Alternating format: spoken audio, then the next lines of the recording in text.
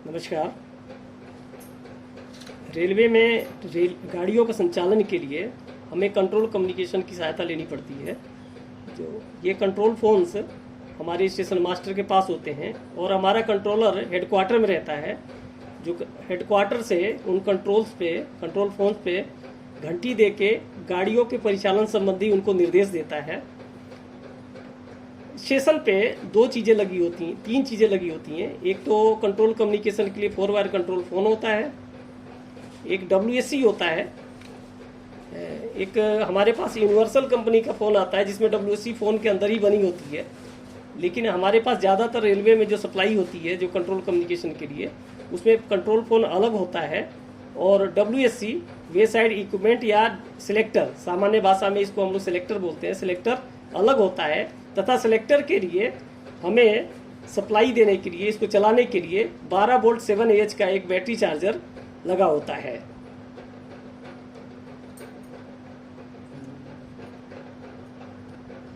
सामान्यतः control communication में station master के पास जो फ़ोन लगा होता है उसमें फेलियर्स आते हैं जिससे कि कम्युनिकेशन बाधित होता है। उन सबको चेक करने के लिए हमारे पास कंट्रोल फ़ोन चेक करना होता है। फ़ोन चेक करना इतना मुश्किल काम नहीं है। ज़्यादातर फॉल्ट हमें मिलता है WSC के अंदर मिलता है और हम रेलवे में हम विभिन्न कंपनियों के WSC इस्तेमाल करते हैं, जैसे अणुविद्युत है, टुमाला है, बेंट्रॉन है।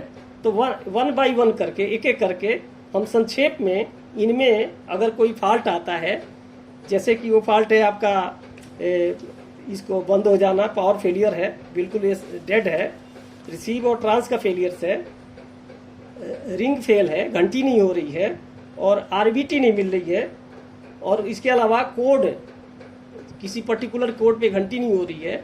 तो इसके लिए हम एक एक करके इसको चेक करके हम आपको कोशिश करेंगे कि प्राथमिक तौर पे आप इसको चेक करके अपने स्तर पे इसका फेलियर ठीक कर सकें। अब मेरे पास सबसे पहले अणुविद्युत कंपनी का ये WSC ये प्लेट है जो केस के अंदर रखी रहती है। हमने इसको बाहर निकाला हुआ है आपको दिखाने के लिए। तो सबसे पहले हम देखते हैं कि ये डेड है, मतलब इसमें कोई एक्टिविटी नहीं है। अगर ये WSC बंद पड़ा है तो निश्चित तौर पे हमारा कंट्रोल फोन बंद रहेगा। कंट्रोल फोन न ट्रांस आएगा, न रिसीव आएगी, न घंटी आएगी, डेड, वो भी कंट्रोल फोन भी हमारा डेड हो जाएगा। तो सबसे पहले हम इसको चेक करने के लिए ये चेक करते हैं कि क्या इसके टर्मिनल पे 12 वोल्ट पावर सप्लाई आ रही कि नहीं आ रही है। और प्रॉपरली ये हमें प्लस और माइनस का ध्यान रख के ही हमें इसमें सप्लाई लगानी पड़ती है। अगर इस पे हमें पावर सप्लाई मिल रही है तो फ्यूज हम चेक करते हैं, क्या ये फ्यूज ब्लोन तो नहीं है। इसके आगे अगर ये फ्यूज ठीक है तो ये 5 वोल्ट का रेगुलेटर है जो इस पूरे सर्किट को चलाने के लिए काम करता है। ये आप जैसे देख पा रहे हैं, ये रेगुलेटर है। इसको हम चेक करते हैं ये कहीं खराब है या सही है, इसको चेक करते हैं। इन तीन जगह पे, जैसे कि हमने टर्मिनल पे देखा, फ्यूज को देखा, पावर रेगुलेटर को देखा, इन तीनों में कहीं ना कहीं हमें फॉल्ट मिल जाएगा और उस चीज़ को हम चेंज करके रिप्लेस करके इस पावर सेक्शन को हम ठीक कर सकते हैं। यदि ट्रांस फेल है या रिसीव फेल है, देखिए हम एक समय की कमी की वजह से हम दोनों इकट्ठे बता रहे हैं आपको। ट्रांस फेल है या रिसीव फेल है, हमारा ट्रांस कंट्रोलर के लिए रिसीव होगा और उसका ट्रांस हमारे लिए रिसीव होगा, जिसको कैप्सूल की सहायता से या रिसीवर की सहायता से हम चेक करते हैं कि इस पे आ रहा है कि नहीं आ रहा है। उस कंडीशन में अगर ये WSC हमारा ऑन है, उस कंडीशन में हम टेलीफोन से भी PTT स्विच दबा के फूंक मारते हैं और इसके रिसीव पे हमें उसकी जो साइड टोन है, फूंक जो मारते हैं हम, वो हमें मिल जाती है। इसका मतलब यहाँ तक ये ठीक है। इसके बाद हम ये 2 रजिस्टेंस जो दिखाया जा रहा है आपको, इसको चेक करते हैं कि क्या ये सही है या खराब है।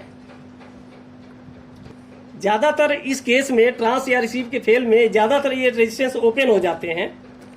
इसके बाद ये 2 फ्यूज आपको दिखाए जा रहे हैं, एक ट्रांस का फ्यूज है और एक रिसीव का फ्यूज है। क्या ये फ्यूज सही है, इनको भी हम चेक करते हैं। इसके बाद हम ये दो ट्रांसफार्मर है, एक ट्रांस का ट्रांसफार्मर है और एक रिसीव का ट्रांसफार्मर है, जिसको हम चेक करते हैं। चेक करने के अगर ये खराब है तो हम इसको यहाँ से देखें, यहाँ पे चेक करते हैं हम, यहाँ से मल्टीमीटर लगा के यहाँ से हम इसको, जैसे कि ये दिखाया जा रहा है, इसको मीटर को कंटिन्यूटी पे रख के हम चेक करते हैं।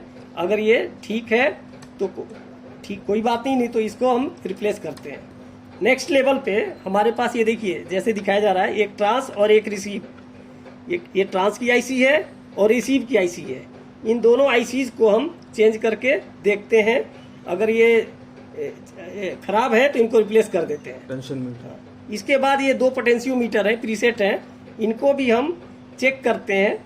कई बार होता है कि ये खराब हो जाते हैं या इनका जो घिस जाते हैं, रगड़ हो जाते हैं, ये काम नहीं करते, इनको भी हम चेंज करते हैं। खास तौर से ट्रांस और रिसीव के केस में ज़्यादातर शक इन्हीं पे जाता है, इन्हीं प्रीसेट्स पे जाता है। ज़्यादातर कंडीशन में ऐसा देखा गया है।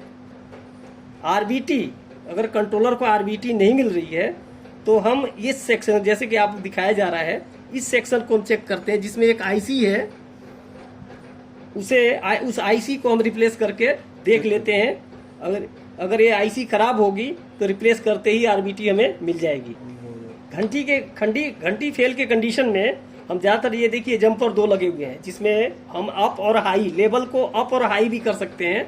और कई बार ऐसा होता है कि इसको हम निकाल के लगाते हैं तो ठीक हो जाता है, क्योंकि उसके अंदर रस्ट आ जाता है, धूल मिट्टी आ जाती है, जिसकी वजह से वो कांटेक्ट छोड़ देता है। तो इसको सबसे पहले करते हैं। इसके बाद हमारे पास ये ट्रांजिस्टर हैं, 2 ट्रांजिस्टर हैं, जिनको हम चेक करते हैं। अगर ये ट्रांजिस्टर खराब हैं तो इनको रिप्लेस करते हैं। इसके आगे अगर फिर भी घंटी फेल है तो हम ये डिप स्विचेस देखते हैं, जो स्टेशन का जिससे हम कोड बनाते हैं, इन डिप स्विचेस को चेक करते हैं। डिप स्विचेस को चेक करने के लिए इनको ऑन करते हैं। ऑन करने के बाद जैसा कि आप देखेंगे, यहाँ पे मीटर को कंटिन्यूटी पे लगा के हम चेक करते हैं जो कोड भी कि जो कोड को हमने ऑन किया है उस पे मीटर पे कंटिन्यूटी मिलनी चाहिए, जिसको ऑफ है उस पे कंटिन्यूटी नहीं मिलेगी। इसके बाद अगर वो ओके है तो ये सामने जो दिखाया जा रहा है डिकोडर आईसी है, इसको रिप्लेस करके हम देखते हैं। इसके बाद ये जैसे ये आईसी है, इसका भी फॉल्ट होता है। और ये तीनों आईसी जो दिखाई जा रही है लॉजिक आईसी हैं, जो लॉजिक बनाती हैं, लॉजिक गेट्स बनाती हैं। इनको भी रिप्लेस करके हम, in case of ring fail, हम इनको रिप्लेस करके ठीक करते हैं। जैसा कि आप देख पा रहे हैं ये टुमाला का है।